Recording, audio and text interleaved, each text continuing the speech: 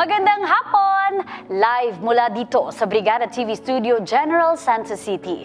Ako si Hannah Perez. Samahan niyo ako sa loob ng 30 minuto sa programang magbibigay serbisyo para sa mga kabrigada nating nangangailangan. Mga kwento ng kabayanihan, pagkakaisa, pagtutulungan at pagmamahal ang ibabahagi ng iba't ibang brigada stations. Mula po yan sa Luzon, Visayas at Mindanao. Ito ang Brigadahan, One Tahanan.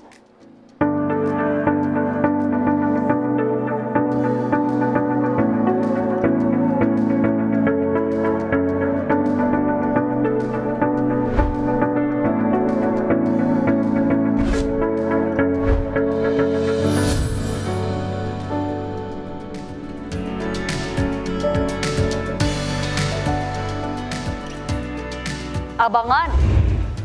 Isang lalaking nagkaroon ng malubhang sakit ang naabutan ng tulong. At isang babae at ina na may karamdaman sa kanyang kidney na bigyan din ng tulong ng Brigadahan, One Tahanan.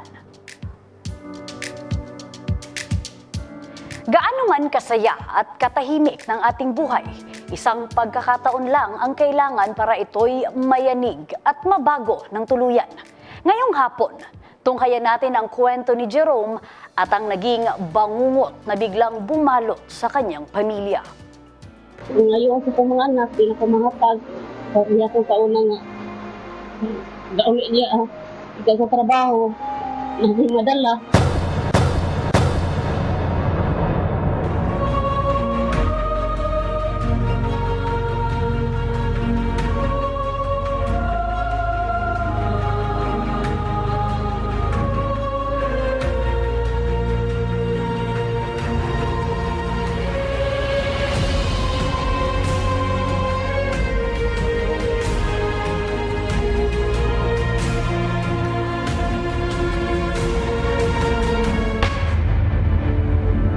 Matugunan ang pangangailangan ng pamilya sa araw-araw ang siyang dahilan kung bakit ang isa't isa sa atin ay kumayod para lang may pantustos at ihahanda sa pagkainan. Di alintana ang pagod, sakit at pagsubok na nararanasan alang-alang sa ikabubuti ng pamilya. Pero paano ko ang haligi mismo ng isang pamilya ay wala ng silbi at hindi na magampanan ang kanyang tungkulin na maitaguyod ang panghanap buhay dahil sa kanyang iniindang karamdaman? Pababayaan ba natin o maghahanap ng paraan para ito gumaling? Gaya na lamang ng kwento ni Jerome Aranes Doncilio, 28 anyos, isang magsasaka at minero, may asawa at 3 anak na nakatira sa Poroca 17, Sitio Mayka, Barangay Kapatungan, Agusan del Sur. Para lang may mapakain sa pamilya, sinuong nito ang mapanganib na butas para makatsyempo ng kumikinang na bagay na may kakulang halaga. Papasok ng may araw pang nasisilayan at lalabas kung magdidilim na ang kapaligiran. Di alintana ang nakakubling panganib na posibleng matabunan, makakuha lang ng potensyal na bagay para iproseso at mapagkitaan. Pagkapon trabaho, gusto niyo alas 7 sa bintag, bago kung alas 7 sa rabi. Iyon ang kanyang buhay noong nakaraang taon na may lakas at kakayahan pang magbanat ng buto. Pero sa pagpasok nitong taon, tila hindi sumang-ayon sa kanya ang gulong ng tadhana. Ginaw na ako sa gabi. Muntiyak ako pamilya eh. Wala. Parang nga, nga na siya, nilisod na dun. Isa maiyak eh, matag siyang pamilya. Buhi niya. Telegram ni siya yung mag... Kuan po ba?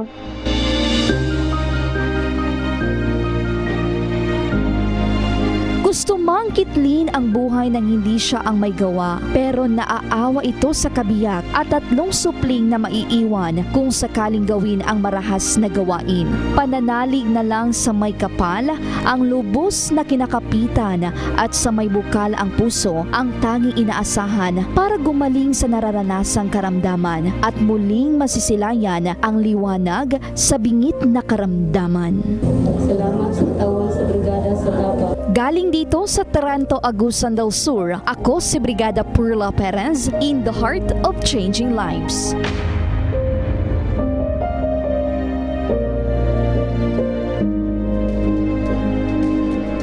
Talaga namang hindi matatawaran ang kasipagan at sakripisyo ng ating mga ama sa pagtatrabaho para lamang mabuhay ang ating mga pamilya.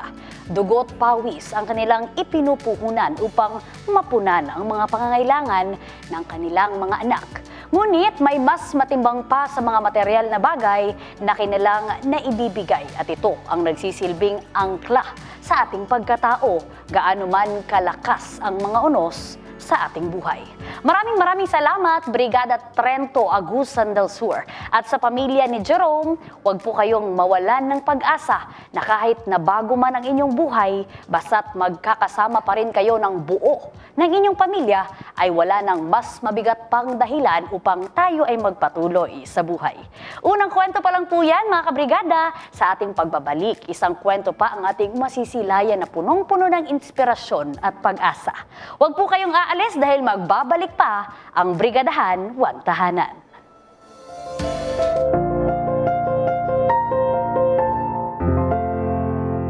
Foundation Incorporated ay patuloy pa rin pong tumatanggap ng tulong para sa mga kabrigada nating nangangailangan. Para sa cash donation, maaari itong ipadala sa Kabrigada Foundation Incorporated Security Bank Account Number 0000378-40172.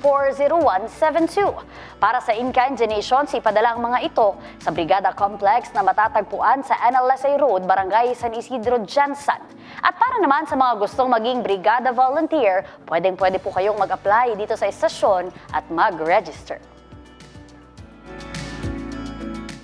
Mula sa unang hakbang ng ating anak, ang responsibilidad ng isang magulang ay laging mahirap at komplikado. Pero ito ay isang responsibilidad na masaya nating pinapasan dahil sa pagmamahal natin sa kanila at sa pag-asang makakamit nila ang magandang kinabukasang hinahangad natin para sa kanila. Para sa pangalawang kwento, tunghayan natin ang kwento ng buhay ng isang inang pinapasan ang pagsubok kasama ang mga anak kahit pa ang panganay nito ay may sakit na chronic kidney disease. Sa isang maliit na kwartong ito, nakatira ang 8 miyembro ng pamilya. Si Aling Teresita Canio ang nagsisilbing ilaw at haligi ng tahanan ng kanyang 4 na mga anak. Nakasama niya sa maliit nilang bahay. Isa lamang sa kanyang mga anak ang nagtatrabaho dahil ang iba ay nag-aaral pa lamang. Kasama rin ni Teresita sa isang bahay ang kanyang panganay na si Emeline Marababon, 35 taong gulang at may 3 mga anak. Nitong buwan ng Marso, dumulog sa himpilan ng 102.5 Brigada News FM Cagayan de Oro si Aling Teresita upang makahingi ng tulong sa kanilang sitwasyon. Ako ang tama, tabang kaysa akong anak. Sige, okay lang, ma'am. Okay lang. Wala di taon mi. Muna nga, nangay kong tabang diri, ni anay ko din karon. Ang akong anak kanina, na-dialysis. Wala siya yung ni bambaya, nagkahulamis mga silingan. Muna na ning padgo, naabay ka, madala na kong ikabayad, o diba? Muna nga, ni anay lang ko rin balag, akong pamasahe, igo ra gyud. Maliban sa tinitiis na hirap ng buhay, idinulog ni Aling Teresita sa brigada ang sitwasyon ng kanyang anak na si Emeline na mayroong chronic kidney disease. Ilang buwan nang na-diagnose si Emeline sa naturang karamdaman. Nalaman umano ng may chronic kidney disease si Emeline nung nagtatrabaho pa lamang ito bilang katulong doon sa Batanes. Sinikap ni Emeline na makahanap ng trabaho dahil iniwan pala ito ng kanyang asawa. May 3 mga anak si Emeline na kailangan niyang buhayin. Hirap talaga sa buhay ang naturang pamilya. Isa lamang ang tumataguyod para sa kanilang pagkain sa araw-araw, na sinisikap namang magkasya para mabuhay ang buong mag-anak. Nang binisita ng team ang bahay nila Teresita Canio sa Zone 2A, Talidhay, Barangay Kugman nitong lungsod ng Cagayan de Oro, nakausap namin mismo si Emeline. Wala si Aling Teresita sa kanila dahil naghahanap umano ito ng perang pambayad sa dialysis ni Emeline at sa gamot nito. Sinikap ng team na matulungan ang mag-anak lalo na si Emeline na mayroong chronic kidney disease. Idinulog ng team ang problema ni Emeline sa CSWD o City Social Worker Development Office ng Cagayan de Oro. Hindi naman tayo binigo ng naturang tanggapan. May 5,000 pesos na pinoproseso na ngayon upang makatulong kay Emeline.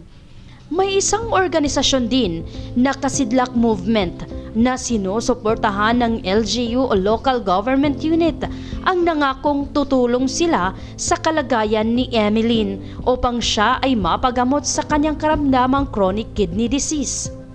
Samantala, may mga kabrigada rin tayong nag-abot ng kanilang tulong matapos tayong manawagan on air at sa ating Facebook page. At unti-unti ay may nagpadala sa GCash kaya may naiabot tayo na kaunting pera kay Aling Teresita na makakatulong na rin sa kanilang pangangailangan para sa dialysis at sa gamot ni Emeline. Labis naman ang pasasalamat ni Aling Teresita sa tulong ng brigada at sa ating mga tagapakinig at followers sa social media. Makakatulong na umano ito para sa kanilang kinakaharap na problema. Naluoy mo na ako. Pasalamat lang ko ninyo. Nanata ko'y magamit sa akong pasakong anak. Maraming salamat. Patuloy pa rin tayo na kumakatok sa bawat puso ng ating mga kabrigada upang matulungan si Emeline na may chronic kidney disease at kinakailangang masailalim sa dialysis. Mula dito sa lungsod ng Cagayan de Oro, ako si Brigada Jessa Vertudaso Pacaldo, in the heart of changing lives. Maraming salamat, Nanay Teresita. Isa po kayong inspirasyon sa lahat ng nanonood ngayon dahil pinaalalahanan niyo po kaming mga anak na pahalagahan ang buhay ng aming mga magulang hanggat kami ay nabubuhay sa mundong minsan walang kasiguraduhan. Maraming salamat po sa inyong pagtutok, mga kabrigada. Asahan niyo po ang tuloy-tuloy na pamimigay ng inspirasyon at mga kwento ng buhay na punong-puno ng pag-asa. Makakasama niyo po ako tuwing hapon para tunghayan ang kabayanihan ng bawat kabrigada natin mula sa Luzon, Visayas at Mindanao. Sa muli po, ako si Hannah Perez, in the heart of changing lives. At ito, ang Brigadahan, One Tahanan.